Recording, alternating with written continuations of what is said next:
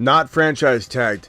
Derrick Henry, Saquon Barkley, Austin Ekeler, Josh Jacobs, Tony Pollard. Where are they playing in 2024 now that they can test the free agent market and go where they want to go? Do some of these guys land in their old spots? Do they stay? Does Jacobs stay a Raider? There's some rumors about that. Does Pollard end up running it back with Dallas one more year? Or does Pollard go somewhere like Houston? Does Barkley end up in Houston or Dallas? That's my guess for Barkley. We'll get into all that and more. Kyler Murray. We've got Marvin Harrison Jr. not attending the Combine. We have a whole lot to talk about. The Fantasy Football Show News Edition, Breaking News Edition, Monday through Friday, 8 p.m. edition begins right now. From the FantasyFootballShow.com studios, it's the Fantasy Football Show live Monday through Friday, 8 p.m. Eastern. Smitty is also live whenever news breaks. From the FantasyFootballShow.com news desk, here is your breaking news. Yo, welcome to the show. Appreciate everybody being here, as you usually are, Monday through Friday, 8 p.m. Eastern. We've got a lot of news to discuss today, a lot. I mean, this could take a little bit of time before we get to phone calls, etc., etc. If you drop a super chat, I'll try and chime in on that right away and not wait. So super chats, file them on in. These gentlemen right here, these five gentlemen, Henry, Barkley, Ekeler, Jacobs, Pollard, all not tagged. Not expected to be tagged is the current word. And these guys are playing football either somewhere else or they get to decide what they want to do instead of being held to that franchise tag and forced to go in a direction they may not want to go in. Where do these guys end up? We've got the Barkley, Henry, and Jacobs board that we can pull up and discuss some of the landing spots. And we've done this a lot, so almost beating a dead horse on where I think they're going to go. But as you know, I've said this over and over, Barkley to either Houston or LAC or Dallas. I think that those are three options. Obviously, there's a lot of variables there. But Henry feels like he's going to Dallas or Baltimore. I don't think he's going any other location. I feel like Henry to Dallas or Baltimore is locked in. And if Henry goes to Dallas, then obviously Barkley's going to Houston or LAC. Jacobs kind of feels like he's going to the leftover, one of the leftover landing spots. I feel like Jacobs in Baltimore, I could see it. I could see Henry in Dallas, Jacobs in Baltimore, and Barkley in either Houston or LAC. And I still think LAC drafts Corum. I think they find their way into having a sort of running back by committee like Harbaugh kind of likes to run, even though people think that it's the best place for Barkley or someone to go. And it's going to be a good place, but there could be two running backs there that are used. Ekeler, there's it's tough to say where he's gonna land. If I had to guess, I would say Ekeler in maybe, it's so tough. Let me pull up that board again. It's so tough to predict where Ekeler is gonna go because Ekeler is that one player that doesn't fit some of these teams and their desires. Like Dallas wants to ground and pound. They don't want to go back to a Tony Pollard type player. They want somebody like Henry or Jacobs or Barkley. Baltimore, you never know, but I think because they have Keaton Mitchell, I know he's coming off an ACL tear. I think they do want him in that role eventually. So I don't think they go after Ekeler in Baltimore. Houston would be interesting. I feel like that would be a pretty good fit. LAC, could he return? He could. There's been talk about that. Harbaugh said he wanted him back, but I don't know if that'll necessarily work. I don't think Philly's a good fit, although it's not crazy to think that they bring him in and kind of do what they did with Swift and not give him the receptions, and that's not good for Ekeler at his older age. Bengals are probably my projection. And I've said this before a couple shows ago, too. There was almost a trade that went down, where Ekeler was sent to the Cincinnati Bengals last offseason. I had on good authority from two different sources I trust very much, inside information, that an Ekeler to Cincy deal was really close. Like I was almost leaning more toward that direction than Ekeler staying in LA. So at the end of the day, I think the Bengals will probably make a play for Ekeler. If I had to make a guess, Buffalo could. Pollard, where's Pollard go? I don't know. Tough to say. Could Pollard get a starting job somewhere? Maybe. I think Philly will look at potentially a Pollard if he's out there. I think Philly would definitely be interested in bringing Swift back, who's also an unrestricted free agent. So maybe Swift ends up not finding the bites he wants. But maybe Swift gets more bites than an Ekeler because he's younger. It's tough to say really at this point. So I'm going to roll with final answer. My prediction is Ekeler and Cincy, Barkley and Houston or LAC. This only one I'm gonna have two different landing spots for, but I don't think that's crazy because I'm coming in strong saying Henry to Dallas, Jacobs to Baltimore. Let me repeat that for everybody in the back of the room. I'm saying Ekeler going to Cincy, Jacobs going to Baltimore, Henry going to Dallas, and Barkley going to Houston or LAC. That's kind of how I make it as of this moment right now. Ekeler is a tough one to predict, though. This is a report by Adam Schefter saying that Cowboys are also not expected to tag running back Tony Pollard. And then down here, free agent Saquon Barkley to explore they'd also be unlikely to tag him at the $12.1 million tag. So that's that piece of information there. Let me just get all these out of the way, the things that we've covered. I've dropped a lot of news on my screen, and I don't necessarily need to cover all of it. Look at Cousins out there. Cousins was on a tennis court, kind of odd, on a tennis court doing aggressive drop back throws. So he's planning hard on that, on both those feet. You know, he's cutting left, he's cutting right, he's stepping back, he's throwing. So Cousins looks very, very, very much on pace to be ready here in the coming month, especially coming months. Raiders will attempt to re-sign free agent to be running back Josh Jacobs, so they will try and explore bringing him back. We'll see if they give him what he wants. Kind of weird they wouldn't give it to him, granted different coaching, but give it to him a contract extension when he deserved it, and now when he maybe didn't produce, not all his fault, but is he going to get the bag that he wants? Tough to say. This piece of news here we talked about the other day. I just want to make sure everybody is aware of it. T. Higgins has been franchise tagged. The Bengals will certainly try to work out a long-term deal with T. Higgins versus keeping him on the tag, and there's always the possibility, I believe it's Ron Navy on the phone was saying, hey, maybe he gets franchise tagged and traded. So he still could potentially be traded. I don't know that he will. I'm just saying it's a possibility. Don't rule it out.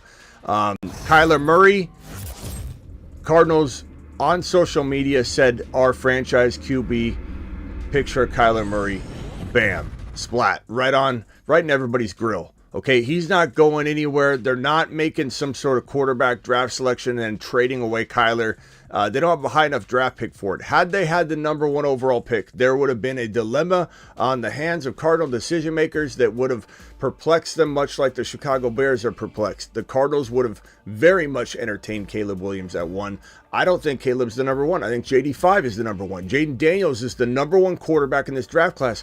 I've said it from the beginning. I said it before anybody else did. I came out with my quarterback ranking video. Everybody said, over Caleb? JD5 over Caleb? Absolutely JD5 over Caleb. I didn't even have Caleb 2. I didn't even have Caleb 3. Now, if Caleb does go to Washington for some odd reason, and Chicago keeps Fields and drafts Marvin Harrison and doesn't trade out of the pick or something like that, and Washington takes Caleb, I could get behind that because of Kingsbury, who coached him at USC just this past season, his QB coach.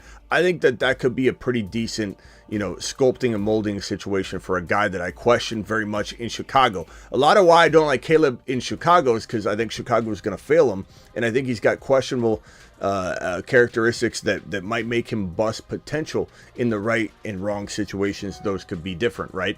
So in a Bears situation, I don't think they cater to him. I don't think they mold him and sculpt him properly. I think they fail him much like they're failing Fields. Think about it. Fields to some people is garbage.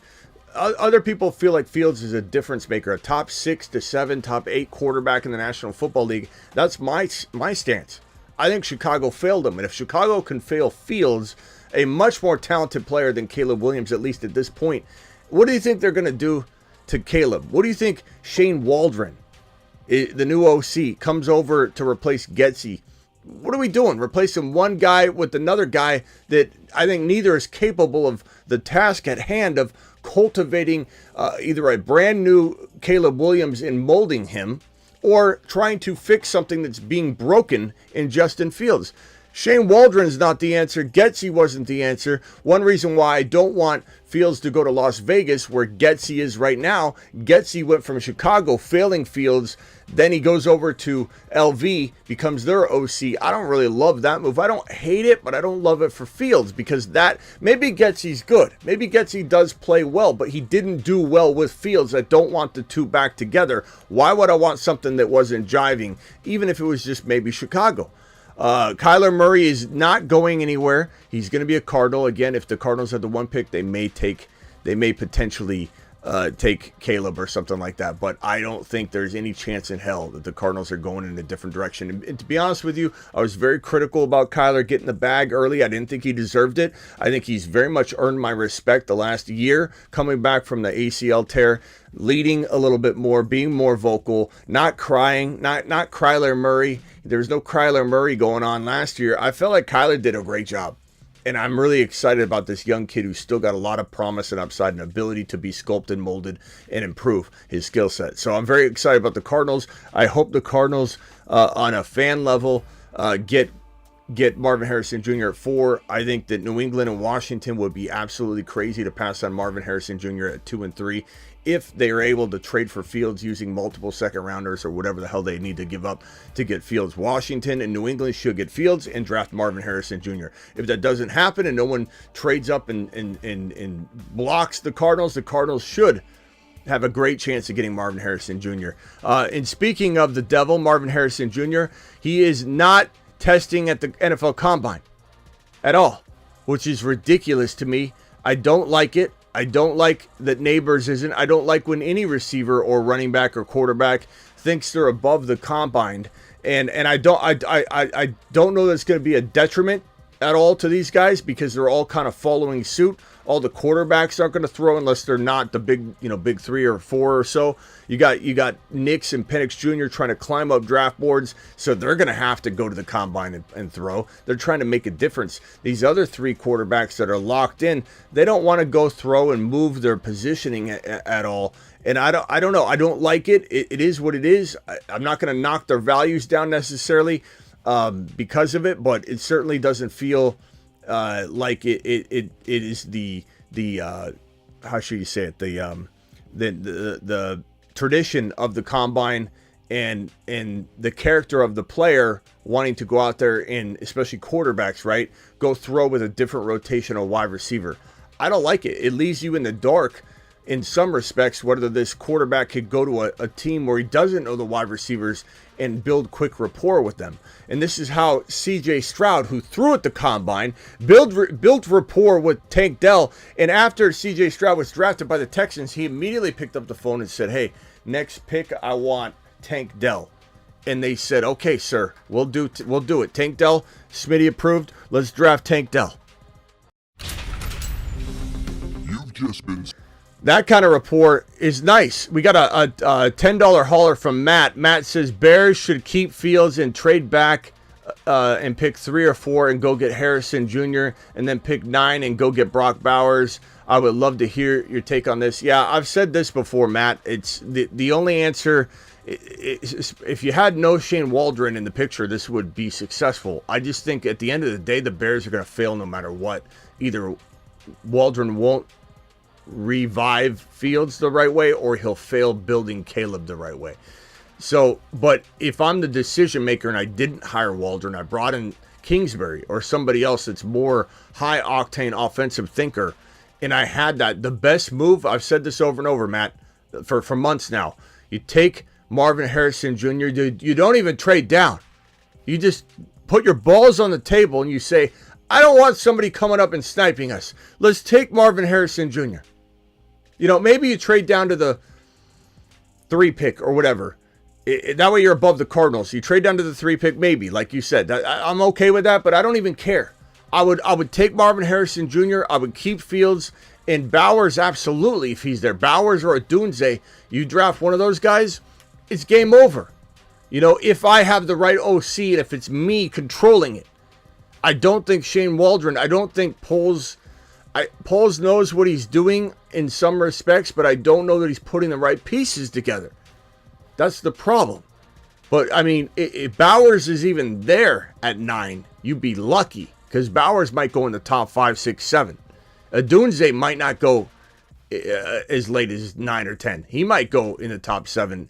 Who knows? Odunze's flying up draft boards. Your boy is telling you Odunze has the ability to be really in redraft the number 1 wide receiver if he lands in the right spot. And let's say the Giants somehow, some way end up picking Marvin Harrison Jr., which isn't likely unless the Cardinals just botch the pick, trade down. Cardinals have done this before. If the Giants end up getting Marvin Harrison Jr. and he goes to New York in redraft, Odunze in, let's say, a landing spot like, I don't know, Indy, or let's say a landing spot like, I'm trying to think of let's just say Arizona. Let's say Arizona just took Odunze. Let's just say Arizona took Odunze, and let's say Marvin Harris, some shocking, it's not going to happen. But that would have me saying in redraft, Odunze could be the number 1 wide receiver in the draft class in redraft. I still would not let it waver my dynasty opinion, but Odunze in the right spot can be better than Neighbors. And I think a lot of people need to look at Odunze a little more. He's got Jamar Chase written all over him.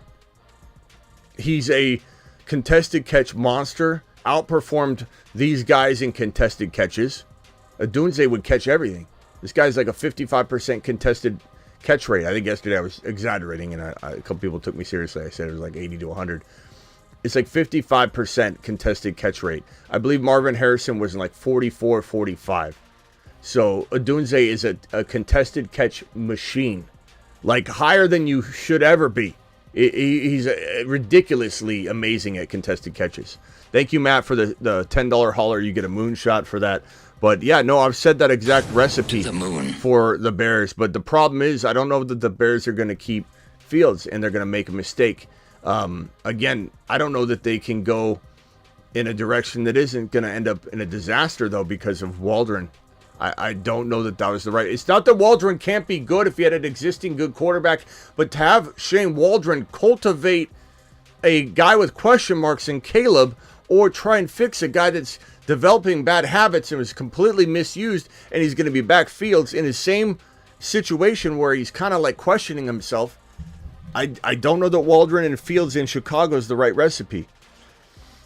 Marvin Harrison Jr., a little bit disappointed. Malik Neighbors in contention to be the top wide receiver taken, will be at the NFL scouting combine for interviews, but he won't run or test. This is garbage. It's garbage. All the wide receivers that aren't going to test, it's garbage. And if it were me, I would say I'm going and I'm going to stand out like a monster. Malachi Corley's going to the combine to prove everyone wrong. Malachi Corley is going to the combine to prove he's a moon man, ladies and gentlemen. The moon man, dropping loads in outer space. Look at Malachi Corley. Look at all these rookies on the Moon Man list. It became a rookie extravaganza. I didn't expect it to. I think we got to put Bowers on the Mars Man. Let me put Bowers on the Mars Man list so we can clear this board a little bit. Let's see here. Let's put him on the Mars Man list. Mars Man. He's on a shuttle to Mars. Mars Man. Loads dropping and spinning aimlessly in space. Congratulations, Brock Bowers. I keep thinking he's on the Marsman anyway. I always say Brock Bowers is a Marsman, and I hit this button and he's not there, and I go, oh, the Moon Man. He's over on the Moon Man list. Loads in outer we needed space. to get rid of a rookie on this list. We can't have everybody on this list. Look at these guys. Corley is on the Moon Man list, and Corley's gonna go and prove everybody wrong. Everybody wrong. I just don't like that these guys aren't practicing. Peter King wrote, this will be good for Matt. I don't know that I'd take Peter King's statement here with anything but a grain of salt. Peter King wrote that I suppose the Bears are going to trade the top pick. I know nothing. Of course he says that. But that seems to be the way the wind is blowing. So, I again, take that with a grain of salt. I think the Bears are definitely trading Justin Fields. The only way they wouldn't is if they couldn't get what they wanted, and then they decided to backtrack and go in the direction of, well, let's just keep them and let's bring in more talent. I think we can do it this way. They're definitely wavering, right? So they're wavering on what approach feels better to them based on the trade value of Fields. So that's going to weigh in. They're not just going to trade Fields no matter what. They're going to trade him if the price is right. Now, what I said months ago that everybody laughed at in my own chat even was that they were going to go after a first-round pick. And while everybody's going to say that's not going to happen, Smitty, look, relax, Bob, relax. I get that it's not as likely, right, that a team's going to surrender the first-round pick, but that was my assessment of what he was worth before any of this started kicking off. When we're talking about like during the Super Bowl hadn't even occurred yet. And if I'm trading for Fields, my expectation is that I'm giving up a first-round pick, not necessarily 2, 3, 4, but if, let's say, you're the Seattle Seahawks and you want Justin Fields, you're giving up to 16 overall. Let's say you're the Pittsburgh Steelers and you want Fields, you're giving up to 20 overall. Let's say you're the Miami Dolphins, which, oh my God, is there a better spot than the Miami Dolphins? The answer is no. I'll answer that for you. But they're not looking for a quarterback. They apparently love Tua Tagovailoa for some reason. But the Dolphins would have to surrender the 21. I think the Raiders should have to surrender the 13, or at least do a move down 13 to a second-round pick. That's not surrendering a first-rounder necessarily. It's moving one down. Same thing with Minnesota. Same thing with the Giants, or, you could argue that with the Washington and New England 2 and 3 picks, but that's something I wouldn't even surrender. I'd rather just pick JD5. I think JD5 is better than Fields anyway. I really do. So the 2 and 3 are out of the question in terms of surrendering that for a quarterback. But I think as you get into the teens, it's not that crazy of at least a move down. And a lot of people think that's crazy and off the wall, but that's what the Bears are going to look for. B-Man says, Waldron is a QB collective guy, and Caleb is training with them. Waldron could be good fit for Caleb. Waldron helped Geno with his quicker release. I know a lot of people have said, look what he's done with Geno. But what he's done with Geno that's not the best of the best to me, G-Man, or B-Man. That's not the best of the best. Like you're bringing in Caleb, who's got character questions and a lot of other question marks. You need the best of the best. We don't need somebody that helped Geno Smith with his quicker release. You know what I mean? And I appreciate your super chat. I'm not ripping on your take. I'm just saying they should have went and got Kingsbury, who you could rip on as a head coach all you want, but he is one of the best offensive minds in football. His aerial attack is absolutely sets records in college football. He's coached 4 Heisman Trophy winners. He's coached Patrick Mahomes on top of that. And he was Caleb Williams' QB coach. Why wouldn't you bring in Cliff Kingsbury? He was Caleb Williams' QB coach. You already know he knows how to deal with Caleb. But the Bears bring in Waldron, who, B-Man, again, I've said this over and over. I'm not saying Waldron's awful. I'm just saying this is not the guy you bring in to salvage your career as a head coach and GM and Ryan Poles to say, hey, Waldron, save us. Waldron? Like, could he be good with an existing structure and everything that doesn't need the track record that we need to see? It's not like Shane Waldron can't do it, but I haven't seen him do what he needs to do in these two particular situations. We need a magician. We need a miracle worker. We need somebody that can create a fantastic, potent offense. Kingsbury was the only answer. That's my take, and I appreciate yours, B-Man. I'm not saying you're wrong. We'll find out later. And I'm not saying Waldron's a complete bust yet. I'm just saying I don't like it. Among some of the other top QBs, Washington's Michael Penix Jr. plans to throw in front of scouts in Indy. Let's go, Michael Penix Jr. Appreciate you. Mashed potatoes. Yeah, buddy. That's what I like to hear. Jaden Daniels, one of the NFL QBs, plans to throw at his pro day rather than the combine. And as much as I love Jaden Daniels, I'd say, boo-hoo on this too. But, just telling you that his stock is rising like your boy predicted. And he'll arguably be considered as the number one quarterback by a lot of teams. Probably not the Bears, which is great because I don't want JD5 going to the Bears to get ruined. I don't want him in a Bears uniform at all. I don't want him anywhere near Chicago. So Penix is going to throw. Bo Nix is going to throw. JJ McCarthy is going to throw. So those guys are obviously a lot lower. They have more to lose by not throwing, whereas the other guys, they're climbing boards, and you almost don't want to mess with what's going on. That's kind of the way JD5 thinks. Jordan, this ESPN reporter says he's been told by multiple sources that if the situation presents itself correctly, the Giants would be open to drafting a quarterback in the first round. This is interesting because Danny Dimes comes with such a huge dead cap hit and commitment. But the Giants, as I said to a caller who called in and said he thinks the Giants will draft a quarterback, I said, should they draft a quarterback? 100%. Will they? I don't know that they will. I don't think they will. I think if they were going to get JD5 or Caleb or something, they would. But I don't know that they're going to know what to do with the 6th pick once JD5 May and Caleb are off the board. I don't think the Giants will take one of the other quarterbacks because I don't think they know what they're doing. The fact that you re-signed Danny Dimes to a big fat contract shows you don't know what you're doing. The fact that you didn't lock up Barkley and build around him and bring in a different quarterback shows you don't know what you're doing. Why not have Danny Dimes franchise tagged last year, have Barkley on the long-term deal, and walk into this draft saying we're drafting Bo Nix, Penix Jr., and we have Barkley locked down? Or you bring in Fields using couple second rounders. You bring in Fields and you draft Neighbors or Dunze. It's just the Giants don't know what they're doing. They don't know what they're doing, so therefore I don't know what to believe. I don't think they'll do the right thing is what I'm trying to tell you. And so I told that caller when he called in the other day, do I think they should draft a quarterback at 6? Absolutely. Will they? I don't think so. Derrick Henry won't be tagged. We talked about that. Barkley won't be. Oh, that's not Barkley. That's Brandon Staley. That might be the new DC of the San Francisco 49ers. You fire Wilkes and you bring in Brandon Staley. It's not official, but it does seem to be where the news is pointing. But the Niners keep things under wraps, so it wouldn't shock me if this is not the pick. But if they bring in Brandon Staley, the Niner fan base is going to roast him.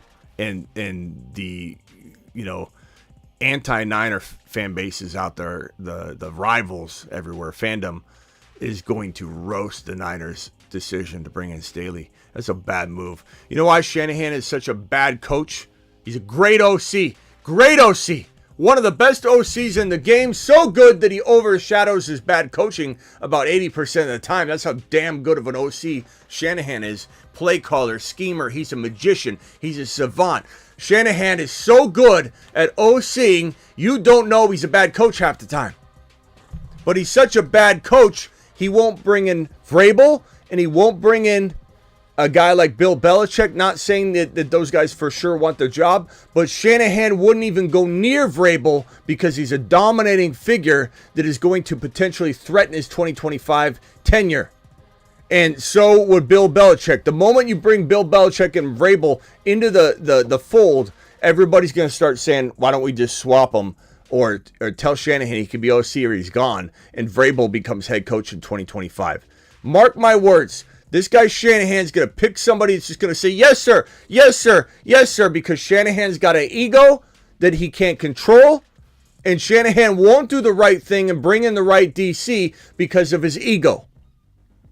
Jonathan Brooks, rookie running back, reportedly going to be ready for camp. This is arguably the number one running back on most everyone's board if he had not tore his ACL, but he's coming in with the torn ACL, so it's hard to rank him 1, 2, even 3 out of rookie running backs, at least from a redraft or a dynasty now perspective, but definitely a lot of upside.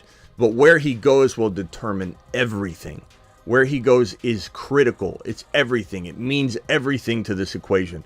Jonathan Brooks can't go because of his ACL tear. He falls really far to a crowded situation. Then it's not going to work. But if he goes to the right situation, then he's going to explode. I want to be there. I want to be here. I want to be here. And that's the end of the story. Or roughly quoting what he said at the second part of that. But A.J. Brown clearing the air about wanting not to be in Philly. because A.J. Brown did say some stuff before the playoffs began, walking into a wild card weekend of football where this guy was injured and not playing. He scrubbed his social media and decided to make a pretty ridiculous statement at that moment in time. When the team's going to fight in a playoff game and you can't play because you're hurt, you say, you scrub your social media and you act all pissed off and like you want out. Now, clearly he came around. Clearly he wants to be in Philly, but and this goes back to Jalen Hurts. All you Jalen Hurts doubters out there saying these things because you're bored in the offseason, like Jalen Hurts isn't a top 5 NFL quarterback. He is in fantasy, but he's not an NFL top 5 quarterback. You're just bored. You're just a bored Benjamin, and you don't know what to do with yourself. You don't realize all the inner workings of what's been going on, or the lack of inner workings in Philly, where they had no real good command of this offense after Steichen left. After losing both your DC and OC, you walk in with not the right pieces and things kind of fall apart. But because the team's so good, because Jalen Hurts is so good, they still skate by. They still almost get deep into the playoffs, but it didn't happen because they didn't have the right pieces. They fell apart. It's not a long-term falling apart. It's a short-term bump in the road. And a lot of teams have had this. Jalen Hurts with Kellen Moore, the new OC, to finally replace Steichen with somebody that can actually do the job and do it well and do it maybe as good, not as good as Steichen, because Steichen's good, man. That's why I love AR5, because Steichen's over in Indy coaching up a man named freaking AR5, and he's a Saturn man. The Saturn Men.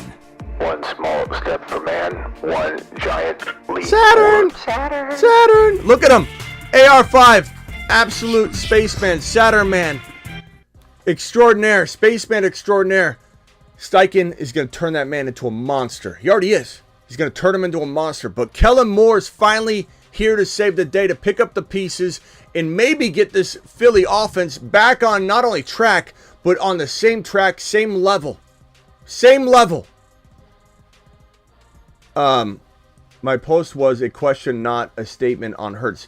Mustard, I didn't even know you said anything. So you're assuming that I'm speaking to you, Mustard. I'm not. I don't even know. No offense, but I don't even know what the chat's saying right now. I'm in a monologue mode, Mustard. I just glance over once in a while, but I had no idea you said a single negative thing about Hurts. The fact that you did say something about Hurts, though, and you're bringing it to my attention, I'm taking away your Bijan card.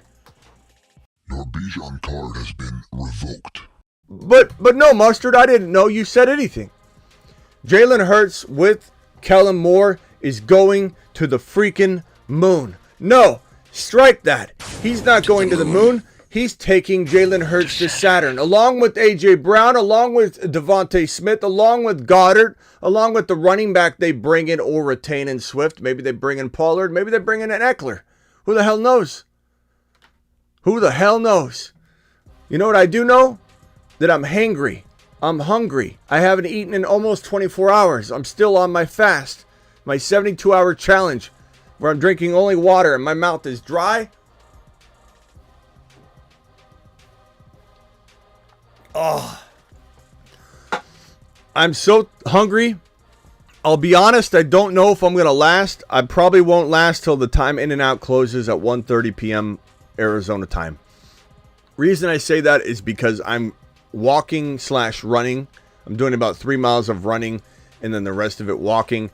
About, let's call it 6 to 8 miles, in that range per day as I do this. And I think having 6 to 8 miles per day and over 3,500 calories burned per day. I'm burning 3,500 calories per day while I'm not eating is probably not the exact combo you need for a 72-hour fast. I'm dying inside. I'm losing tons of weight. It's really good. I'm very happy. I think I'm going to keep it off. I think it's all very motivating. It's all very successful. I don't think I'm going to fail by quitting at 50, hour 55 or whatever. If I don't make it to 72, I'm not going to look at it as a failure because I'm down literally 6, 7, about 8 pounds. I'm down 8 pounds. I know I'm going to keep it off. The water weight Wallies out there, they're going to say, you're just going to gain it back, Smitty, because I'm just going to be negative on this, and I know everything about it. You're just going to gain it back. It's water weight, Smitty. I'm drinking tons of water. And the other thing you need to understand, son, is that this has motivated me in ways that I couldn't have been motivated. And the fact that I'm down 8 pounds right now, and yeah, I might gain 1.5 pounds back when I go to In-N-Out at 1:30 p.m. tonight, I'm losing it because my metabolism is in full go mode. And being 8 pounds lighter, I'm running further. I'm running harder. I'm not dragging a meat suit around like I'm wearing a meat suit and it's heavy as hell. I feel like I'm floating like a feather out there. So I'm actually in a running state that I wouldn't have been in had I not dropped the 8 lbs. Therefore, I will keep off the 8 lbs because I'll keep running. When you burn 3,500 calories a day and you go about 7-8 miles, 3 of which is running, you could go back to eating. You're not gaining that weight back. As long as you're not eating 2,500 calories of garbage a day. If I'm eating like my normal 1.5 meals, I kind of intermittent fast. I'm eating like 1.5 meals during a 1 meal sitting because I intermittent fast still. I'm still going to intermittent fast on this. I'm going to keep it down. I'm not ashamed. Peanut Butter and Waivers is doing it with me. Matt O is doing it with me. Peanut Butter and Waivers says he's down 5 pounds so far. Congratulations, Peanut Butter and Waivers. Don't let anybody tell you you're going to gain it back. It's pretty ridiculous. B-Men says 72 is super rough. It is. I'm not going to lie. Mike says you can do it. 72 hours is tough, but you got this. I don't know that I do because I'm just burning so many calories. It's making me really weak. And I don't think I'm going to hate not going 72. I think part of me wonders if all the calories I'm burning, if I'm going to get myself sick or something, because I think most people that do 72-hour fast are not burning 3,500 calories a day and not running 3 miles plus another 4 or 5 walking. So Matto says I am at 6 pounds. So Matto's dropped 6 pounds. You guys are doing great. Keep doing it. I feel very, very good. I feel I'm a little bit let down that I'm not going to probably make, and I'm already set myself up for failure by telling you I'm going to eat In-N-Out by midnight. But, you know, I make it to 52 hours, 50, whatever. I'll be super happy about that. That's almost 72. It's fine. I have a feeling Matto and Peanut Butter might make it. They might make it. D-Town says, I got this. I don't think I got it. I'm just burning too many calories. And someone said, hey, why don't you stop running as much, get through the 72 hours? I don't want to. That's the best part of this. The best component of this is burning 3,500 calories a day. And I've also heard and read that when you get to 48 hours, that's where the magic really happens. 48 hours, you start producing different, things in your body that help fight different things. Your immune system gets a huge boost. The 48 hour to 72 probably amplifies what the gains you're getting in the 48. I get that. And I probably lose about 5-6 pounds, hardcore pounds from the 50 hour mark to the 72. But it is what it is. I'm going to In-N-Out. I'm doing it. I'm admitting it. At midnight, I'm there. 1:30, I'm there. I just don't think I can hold back. Let's open the phone lines up. Appreciate everybody dropping super chats. Matto, congrats. Peanut Butter, congrats. Keep doing it, guys. Anybody else out there that's doing it, do it. Appreciate you. Here we go. Dial in. Call into the show. Call into the show. Daddy Dennis says arbitrary numbers. Yeah, I mean, that's also true. Like, I'm not worried about the numbers as much as how fit I feel, how much I can carry myself in a run and not feel like I'm dragging just a bunch of heavy backpacks full of weights. That's the way I feel like I've been running the last couple months. But I felt very, very good for the first time. You've already done more than most. It's a win, says Mike. Appreciate that. Yeah, it doesn't bother me when people say you're quitting, Smitty. You're quitting. I'm not quitting. It's try it yourself. It's hard. 72 hours, and then if you've done it before, try 72 hours while burning 3,500 calories a day on top of it. Because I don't know that it's the right recipe. I feel like maybe I did it wrong by doing that. But at the same time, I'd rather do 48 hours with 3,500 calories a day than not burn those calories and not walk those steps. And I'm going about 15,000 steps at the end of the day now per day. I'm going 15,000 per day. The day prior, I started off, I think, with 10, and the day prior to that was 12. So I got a nice little like leapfrog into it all, and then I've been going strong ever since. So I've been going like it's been like 12, 10, like 14, 15, and then it'll be 15 tonight. That's a lot of steps in back-to-back days. Dial in. Appreciate you all. AJ Brown here to stay. AJ Brown here to stay, and that means Jalen Hurts, Devontae Smith, the whole lot of them with Kellen Moore are going to the top. Kellen Moore, you may say, oh, he failed, Smitty. He just failed us in OC, didn't he? Yeah, well, whatever. In Dallas, we know what he was capable of doing. He created CeeDee Lamb, helped cultivate CeeDee Lamb. He's helped keep Dak Prescott afloat and turn him into the quarterback that he currently is. The McCarthy system of run the damn ball didn't work. Guess what McCarthy did? He resorted back to Kellen Moore's system. So Kellen Moore's very successful. Kellen Moore can create a top 5 offense in the National Football League like that if you give him talent. Does Kellen Moore have less talent in Philly than he did in Dallas? No. I would venture to say one could argue either side's better by a hair, or that either sides are equal to the other side. I love the weapons that Kellen Moore has been handed, almost more than the weapons he had in Dallas. And I think that Kellen Moore is going to take the Eagles to an NFC Championship game in 2024. Mark it down right now. You heard it from me. Kellen Moore's taken the Eagles back to an NFC Championship game, and he's doing it live.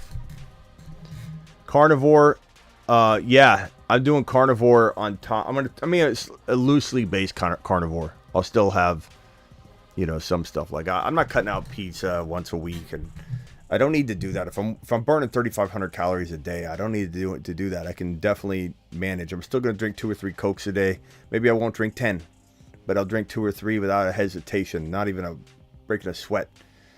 And then I'm going to go out and walk for it. I'm going to go out and walk and get 3,500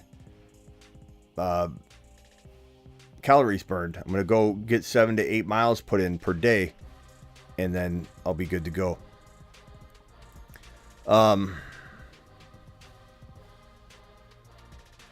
Where are we at? The phone line's not working. Let me restart them. Let's restart these phone lines. All right, dial in. I think it should work now. Call into the show. Call into the show.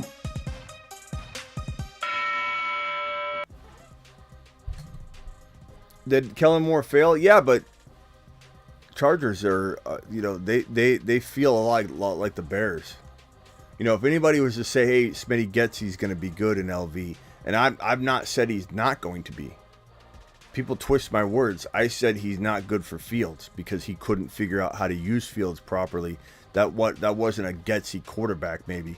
That's at least how I would approach it until I was proven otherwise. I wouldn't go experiment if I was LV and bring in Getsy like they did, and then go get Fields and pair the two back together. I would say, hey, Getsy, who's your quarterback? What's your type? And anyway, what I was trying to say is, do I blame Getsy for the debacle in Chicago? Not really. Again, I don't mind him in LV. I just don't want him in LV with Fields. Do I blame Kellen Moore for not doing what he did in Dallas over in LA? No, because I've seen him produce. I know what he is. He's done it. He's been very, very good. Getsy's different, right? But Kellen Moore, that's like Kingsbury. Kingsbury and Kellen Moore are two of the best people you could bring in to run your offense. And let everybody doubt Kingsbury all they want. I could care less. Kingsbury knows what he's doing. He's going to smash.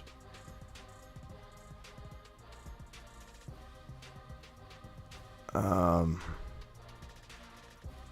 love Coca-Cola. I know from experience cutting back on Coke alone makes a world of difference. I know. I just need to cut back though. I don't want to get rid of it. I enjoy it too much. But the problem is I'll sip on like 4 of them as an appetizer after a meal. I'll drink 2 or 3 with a meal, and I'll sip on 4 more. I'll easily have 7 or 8 Cokes in a day, minimum. The Mexican sugar real sugar Cokes. I'll have 7 or 8 in a day, easy. So I need to go to 2 or 3. I really do need to do that. What I also noticed too, I think this fasting helped me realize that like, if I could cut out the Cokes and drinks that would make me, like, that would give me more food to eat. You know what I mean? So I definitely want to have more food, maybe less beverage, if you know what I'm saying. Guys, I reset the phone line again. I don't know what's going on. Dial in.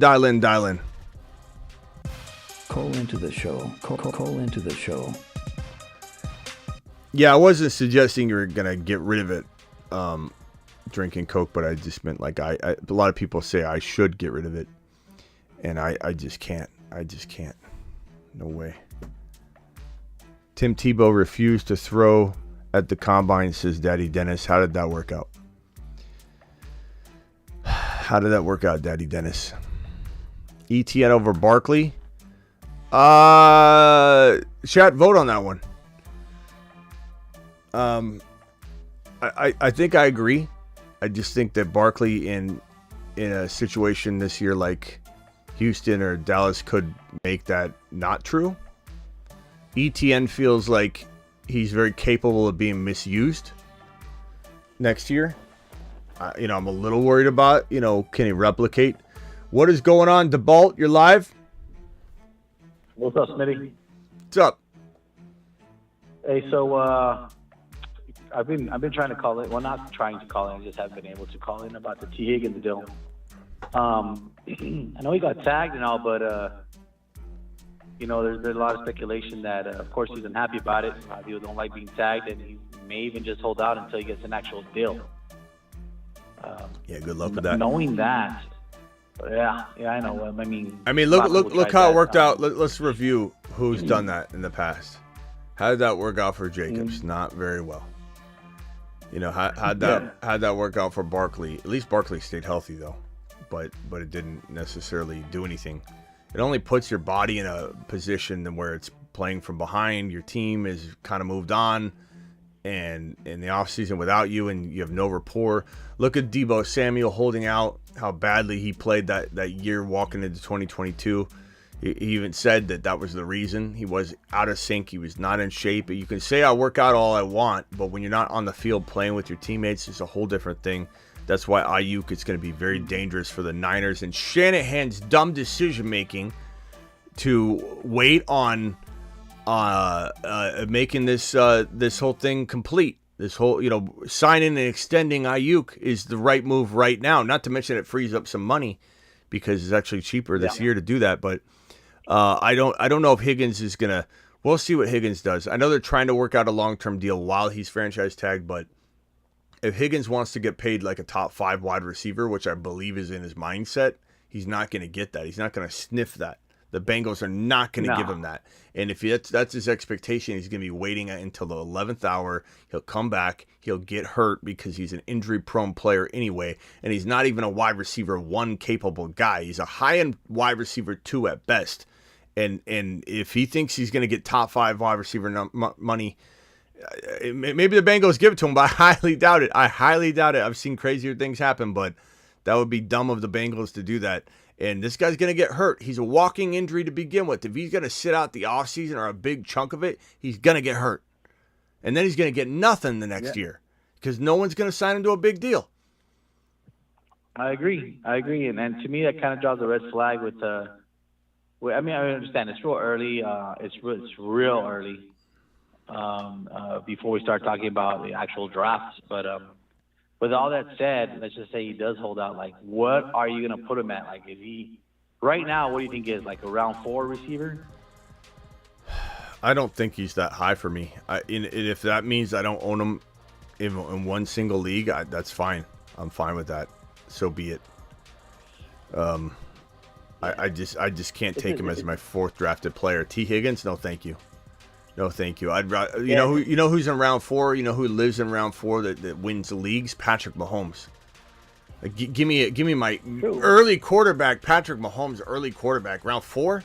It's called late quarterback. People take Patrick Mahomes over T. Higgins every single time. 4.1 Patrick Mahomes, not T. Higgins. That'd be my take anyway. No, I agree with you. I've seen ETN go that If Patty's right there, if he's there, I would take him too. And that's what I mean. Like it kind of draws a lot of flags. I don't even know if I'm going to take him over a lot of other number twos. I understand Nico and Tank are kind of drafting ADP kind of similar around the same spot, but you consider other number twos out there. I'm not talking about Devontae or anything like that, but just other number twos in the league that you're going to be drafting. Do you think T. Higgins would be up there on that draft value right now? Because I too believe it's not going to be a good season for him if he does follow that route. I guess the best answer to the question is I think T. Higgins is not even the elite of the elite wide receiver twos. And I think Devontae Smith might be considered a wide receiver two, fantasy value wise, but I think he's a low end wide receiver one. So I think Devontae Smith is a light years ahead of T. Higgins in my mind. If I'm drafting late wide receiver, let's say I go running back, quarterback, and I'm drafting a wide receiver in round 4 and Devontae Smith is there, I'm happy as can be that's my number 1 wide receiver. That's just me. I believe in Devontae Smith. I believe in Jalen Hurts. I believe in Kellen Moore. I believe in the Eagles, as I've alluded to. I think Kellen Moore is going to do great. And it's okay if people feel differently. It's okay if you like Higgins as much as Devontae Smith. No one has to agree with what I say all the time. That's not how fantasy works. But I personally do not believe in T. Higgins to that degree. I think T. Higgins reminds me of Deontay Johnson in terms of people overvaluing him. I think he reminds me of where Waddle if anybody thinks T. Higgins is worth a third rounder, let's say, or a late third rounder. That feels very similar to how everybody overvalued Waddle at 13 and 14 overall. Remember I don't know if you guys remember how much I'd lose it when I'd see Waddle go at 13 and 14 our mock drafts. I'd be like, what are you guys doing? Waddle at 13 is not even the number 1 wide receiver on his team. How can you take not a number 1 wide receiver in the second round? Even in the third round. That's why I never really owned Waddle except for in the Marsman League because everybody heard me preach on it so long. He fell to the 4th round, and I didn't even love it there. I was like, I'll take Waddle here, I guess, because you guys are all so scared to take him because I keep talking him down. But Waddle wasn't even worthy of a top 3 round pick, to me. I think Waddle's solid, but there's no he's not a bad player. Higgins, Waddle. They're not bad players. They're just not elite wide receiver ones. Now, if Hill gets hurt or something, Waddle could definitely develop into a low-end wide receiver. Yeah. But right now, he's got a guy named Tyreek Hill there that's going to make it impossible for him to be a top 10 wide receiver on the regular. No, I agree. I mean, Waddle is great, but he will always be the number. That reminds me of a pal of mine.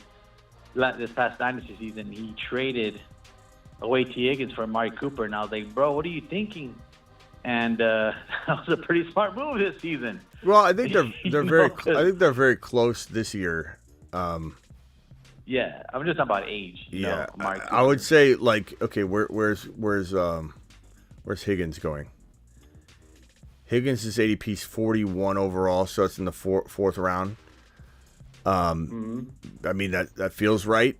I don't know that I like it over players like Drake London, who's right there, Devontae Smith, who's right there. So I'll take Devontae Smith and London over Higgins all day long. Yeah. At 40 overall, you're talking about running backs like Pacheco. I'll take Pacheco. Rashad White. I'll take Rashad White over Higgins. I'll take Jacobs probably. Henry. I'll probably take Henry over him. Henry's going to be in Dallas probably. Dallas or Baltimore, and while I'm not excited about him staying healthy all year, those are good spots. Yeah, Henry's gonna see. I think Henry in Dallas. Honestly, I would take him pretty high because I think Henry in Dallas, he's gonna take back that old school Zeke role. He's gonna be in the red zone. He got a ton of touchdowns. He's gonna be the red zone punisher. What Tony Pollard is lacking. I'd be very, very blunt. Yeah. I was never understanding the channel. We like Pollard. I was not one of them. I didn't draft Pollard in any leagues. Well, I followed him, and I just didn't see it in the red zone. I'm like, he's a third down back. If he gets proved me to out of be the 20, I'm in. He proved to be bad in the red zone. Although I don't think it was set up that way. He looked like he was going to be, but like when on that touchdown run where he was running like this, he was right here. Defender was right here. He had the ball like right here, and all he had to do was just run into the end zone. And somehow there were two defenders here. Somehow there's a picture of it. I'll put up on my IG later. Somehow he didn't score. Somehow he had the ball right here. It literally, I swear to you, it was like this much separation. Maybe this defender was like right here, but Tony Pollard was right here. All he had to do was angle this way slightly, and he would have been untouched in the end zone. Somehow, some way, with nobody over on this side of the field, Pollard cuts back this way and goes right into the defender, right at the inch-yard line, and doesn't get in. It was like, what are you doing? Yeah. And that's where this is where the Cowboys really missed Zeke, was situations like that, because Pollard is not between the tackles. That's why they're going after Jacobs, or they're going after Henry, or they're going after Barkley. Dallas will have one of those three guys. Not Barkley. I want Barkley to go Texans. Maybe, but one of those. Is me. One of those three guys will be in Dallas. Dallas is not going to mess around yeah. between the tackles. They're going to grab one of them. It would be cool if they grabbed Braylon Allen, though. I think that would be that would be awesome. Braylon Allen. I'm telling you, though, don't sleep on Marshawn Lloyd. I'm just telling you. Yeah. He's going to show some in the combine, and he's going to show some of that 40 speed. Yep. He's a guy I'm kind of leaning, but it's going to be great. The combine's not too far away. All right, pal. But yeah, that was it. Oh, and one last thing I forgot to mention. In one of my dynasty leagues, or my best team, I actually backed off on a trade for the number one. I want to keep my 103 and 110 because I'm gonna keep my team. I'm gonna draft JD5, and then I'm gonna get Rome at 10. So I'm gonna make my team a lot better. Good luck getting Rome at Marvin Harrison. Good luck getting Rome at 10. All these guys, they like these like. I have the youngest QBs in the league, some of the youngest, with with CJ Stroud in the AR5. But like some guys are here. Their number one quarterback is Bryce Young, and Daniel Jones, and Baker Mayfield, and Stafford. And I'm like, these guys are going to have to go after these quarterbacks. Yeah. So. I don't know. We'll see. But if anything, I can always make a trade. I really like Rome. I like Rome more than Neighbors. I think he's gonna climb. I think he's gonna climb up big time. I don't think he'll get him at 10, but we'll see. Yeah. All right. See you at the ball. Appreciate you. Later. Thanks. Later. Yeah. Roman Doomsday is a moon man for a reason. The moon men dropping loads in outer space. Look at him. Look at him. What's up, Rock Out? Space Monsters. What's happening? I want to weigh in a couple of spots I think they could go. I'm not 100% they might go, but I would say Barkley to Houston. I would say Henry to the Ravens and Jacobs to Dallas. So Barkley to Houston. I have him going to Houston or LAC, so we're on the same page there. Henry to where? Baltimore? Baltimore. Yeah, he's either going to Dallas or Baltimore. I like that. And then I got Jacobs going to Dallas. Yeah, that could happen for sure.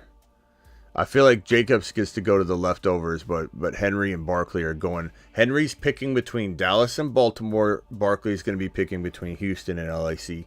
And then the best leftover spot goes to Jacobs or Ekeler. Yeah, I'm trying to figure about Ekeler and Pollard. I'm having a tough time with those two. Yeah, I'd probably go Ekeler right now. As much as I don't love Ekeler and Henry staying healthy because of how old they are, Henry's going to a great situation. Henry's going to one of these two spots, and even at 900 yards, and let's say he slows down a little bit, like 10, 12 touchdowns are totally possible. What's up, Lincoln? Yeah, Ekeler will probably be the last one to sign because he thinks his value is this high. Oh, man, I'm dying right now. I'm approaching hour 48 coming up here this next hour or so, and I definitely don't think I'm lasting until past 1:30 tonight. Like, that'll get me over the 50-hour mark. I'll get into the 52-hour mark, something like that. I forget what the number will be. But I'll be at 52, 53, somewhere around there. About 20 hours shy of my 72-hour fast. But, I mean, I'm burning so many calories, my body doesn't feel... I know it's a mental hurdle and a physical hurdle, but my body feels like it's completely...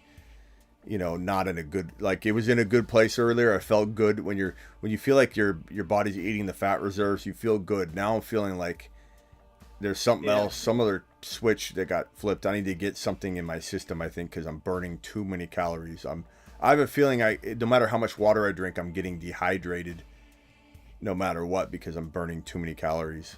Because I'm going 7-8 miles on top of it, and I don't know if I should be doing all that. I'd rather eat and continue to do that. Yeah, sleep is a cheat code. I tried to sleep through a lot of the day. Problem is I can't sleep very well because I'm hungry and I wake up. I literally have horrible sleep. I slept like 2 hours the night before. I slept like 4 or 5 hours last night, so I can't even sleep through it. Yeah, that makes it even worse. Yeah. I don't even know that Maybe 2 days.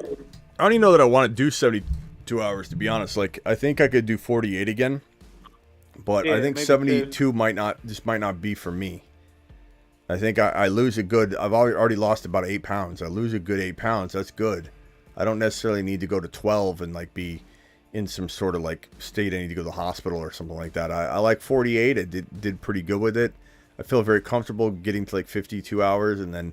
Because 48's, like, that mark. I want to make sure I cross it and, like, give myself an hour or two buffer to make sure that when you cross 48 hours, something happens. I've read a few places, like, it just... your body starts producing different things, and you start your immune system gets reset. But you need to go like the 48 hours, and I'm gonna hit that. I'm gonna go a couple hours over, and then I'm gonna smash a in and out Flying Dutchman wrapped in onion tonight. I'm staying away from the bread, for the most part, unless I'm eating pizza or something. But yeah, like cut it off like at like 10 or 11 pounds. Yeah, and then I'll probably be at 8, 9. I'll probably be at 9 by the time I eat, I think, and I'll gain 2 pounds back by eating a bunch. But I think I'll burn those 2 pounds back off by the morning again. It's not like those pounds will be gained and I don't lose them again. I think really the way my body works, everybody's different, but I usually burn off what I eat. So if I'm 204 in the morning and I eat, by the end of the day I'm like 207. And then by the morning, I'm 204 again. So like whatever ideal weight I want to be, it needs to be the morning weight, because I'll gain 2 or 3 pounds throughout the day, but I'll always burn it back off. And as long as I get to a certain weight, I should be good. Avocado, I like avocado, Matt. Don't Yeah, it's kind of the same way. Avocado. Putting it on and putting it off. Got an avocado right now with some what's it called? Not paprika. It's it might be called paprika. It's like almost like a very like kind of not spicy, but like a hot, like salt and pepper type of. Just put that right on top of the avocado. Just, oh man, I was cooking my 3-year-old, some peas in the microwave. It was a bag of frozen peas, bro. Threw it in there, turned it on for 5 minutes, took it out. Those peas looked glorious. I got them out of the bowl, and she ate a little bit of it, and then, a lot of times we'll throw away the leftovers. I put them all into a Tupperware. I threw a big bunch of butter on top while it was still hot and watched the butter melt all over the peas. The peas had butter all over them, and I put them in the refrigerator, and I said, I'll be back for you boys tonight. I'm just going to be... I'm going to try not to put on like 7 pounds of eating, but I might just try bites of everything.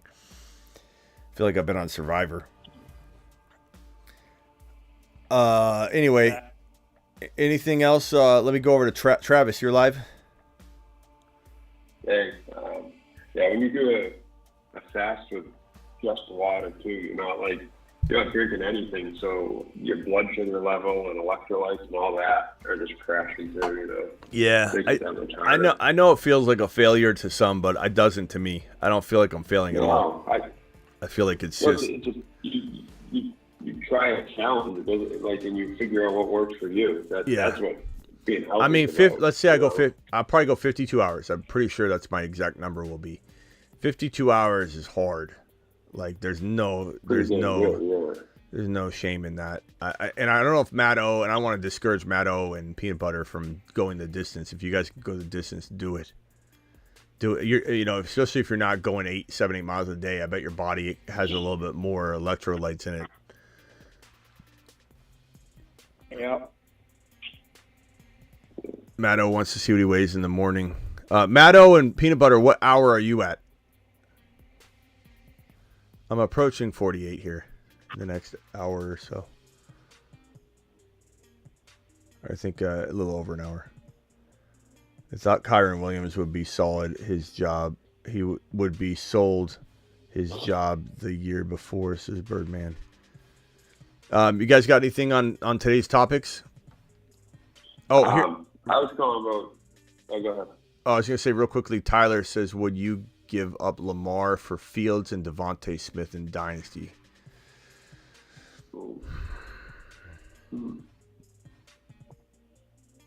That's interesting. I don't know. Lamar for Fields and Devontae Smith, I think. In and out to your planet Uranus. Yeah. What? Niners? In and out to planet Uranus. That comet goes to planet Uranus. Yeah. I've never had it. He goes to the planet known as Uranus.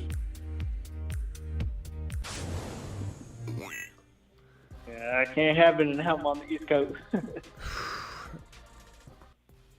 Yeah, you guys got to try it. It's so good if you're at 46 hours. Nice, Matto. Nice. It's awesome. 42 for peanut butter. 42 hours for peanut butter. 46 for Matto. Nice. I think they're stronger than me right now. You guys are doing great. Yeah, especially with you running and all that. Kenobi says all food goes to Uranus, which is accurate. Technically. This is a good point. Eventually. Kenobi, you're a wise one. Okay, go ahead, Travis. Yeah. What were you going to say? And my answer to Tyler is that if you can't win with Lamar, I'd take the gamble on Fields and Devontae Smith. If you're good to go and you can already win championships with Lamar, then maybe you just roll with it. But I think Devontae Smith is a big piece to add. And if you can't win, why not trade into Fields, it's not like one's going to last longer than the other. They're both kind of in that same territory of like how many handfuls of years are they going to play, not like 1 or 2 years. Go ahead, Travis, whatever you're going to say. I was calling about Pollard. I think it was around the Super Bowl. He was saying something about how it took him until a certain point in the year to feel healthy, and that could be a big factor just on the mental side of things. I still worry that maybe he's not able to be that bell cow or whatever. I don't think he can use his bell cow. He's going to catch the ball, and I guess there's different types of bell cows. But I just wonder. I wondered all of last year if it was he was quote unquote healthy, but mentally, like you talk about with these guys with knee injuries, until you're confident, you're not going to be the player you can be. And I just wasn't sure if maybe that was a big factor in him last year. Yeah, maybe. When I saw him make that miscalculation, like he just was trying not to score. It was so bad. It was literally like this. He was here. Here's the pylon. He had the ball. The defender was here. Somehow, right here, he didn't score. He cut back this way, and just the defender meets him instead of just walking untouched into the end zone. I didn't understand it. Maybe question everything about Pollard at that moment. But I do agree he looked better as he went on. I like Pollard, but maybe we were wrong in that he just wasn't every down back material. He was very explosive in that spot duty, and somehow, some way produces more yardage and stats that way than he does as the full-time between the tackle guy. I kind of feel like that's what I love about Achane, is that I don't think they're going to put him in the workhorse role. They'll keep him in the role he's at now, and the role he's at now is how he survives and becomes as good as he is going to become. Is there a little bit of Tony Pollard risk with Achane? Probably, because they kind of have that same like, okay, well, are they when they get this shot, are they gonna be the full-time back? Hold up, stay healthy, etc. But I have a feeling that Miami Mike's going to utilize him the same way he's been utilizing him, and I just think Achane could out carry. He could have more yards per carry than any running back in the National Football League by a mile, and get like half the carries and be just as good as most of them. So, yeah. Do you think the Dolphins bring in a rookie or someone else, or do you think they just roll with Mostert? I mean, why would you? I mean, why wouldn't you late in the draft? Like you're talking the 4th, 5th round. You always draft a rookie running back or whatever. But to draft a competitive player against Achane and Mostert, Mostert's older. He'll get hurt. That's great for Achane in some respects because Achane will do what Gibbs did, have like maybe a handful of games to the tune of like half a season where he's not the main guy, but he's still popping off and doing great. And then at some point, Mostert's not going to be able to be, getting all the work. And there's other backs there. This guy loves his Niner backfield. I think you'd have somebody, but these people that say like draft Braylon Allen, draft Corum, draft like why? Why would you? Yeah, I don't understand that. I think they draft somebody. I mean, take someone later or sign a guy, some kind of flyer. Yeah, you never know. You never know. Just to bolster the depth. Yeah, you never know, but I wouldn't. I think it's crazy. I think it's a waste of draft capital. Well, I'm excited. Yeah, it's Hot Prime says 11 touchdowns on 130 touches is crazy. Achane is a bomb. Well, boys, anything else? I'll probably be back tonight. You what? I think that's all I have. I'll be back for. You covered quite a bit. So. I got to do a Dynasty video and I got to do a Rumble. I got to try and do both tonight. So I might call it early so that I can try and do at least one of those, if not both of them tonight. Yeah. And by early, I mean an hour and 15 minutes in. It's still, plenty of a long show. All right, rock out. You got anything else, pal? I think I'm good. Appreciate it. All right, man. Call in tonight if you guys are around for the Dynasty channel later. All right. See you later. Bye. All right, guys. Appreciate everybody in here. 121 of you in here. Please punch the thumb up button on the way out the door. Please like and subscribe. Subscribe if you're new. Please make sure you know that we're going on the Dynasty channel tonight. Definitely the Dynasty channel, but probably Rumble as well. Rumble.com/The Fantasy Football Show. Links in the description of this video. YouTube.com/Dynasty Fantasy Football. Links in the description of this video. Should be going live on both of them, but definitely the Dynasty channel. I'll see you all later. Appreciate you.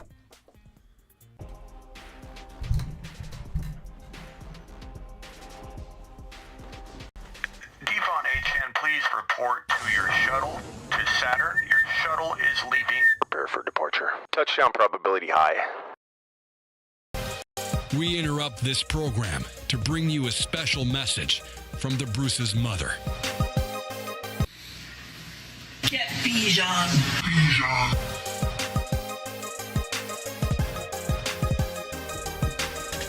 Live Monday through Friday, 8 p.m. Eastern, like this show right here, every Monday through Friday, live when big news breaks. And thank you for my super chatters, Matt and B-Man. Appreciate both your super chats. You guys absolutely rock. Later, Great Scott. Later, Birdman. Thanks, Trav and the moderator gang. Travis, appreciate you. Sick Nasty if you're in here. Space Ricky, all you guys. Blackbeard, Vamp if he's here. Terry Roberts if he's here. Nissan, we'll see you later. D-Town, see you later. Matt Slater, see you later. Johnny M. Dustin.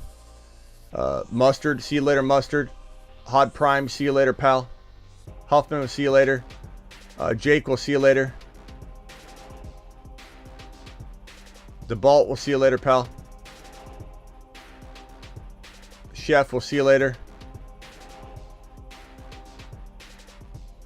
Deuces.